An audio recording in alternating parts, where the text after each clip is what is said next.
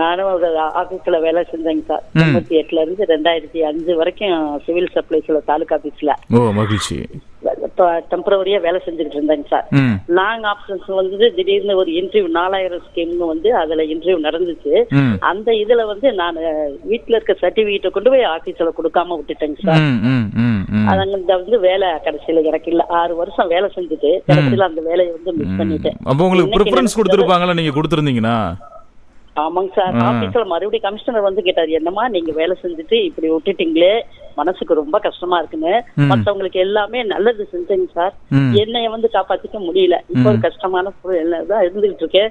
இருந்தாலும் உங்களோட பேச்சு அப்புறம் டெய்லி கேட்கும் போது 9 to 10 ஈவினிங் 3 to 4 அவ்வளவு இன்ட்ரெஸ்டா கேட்பேன்.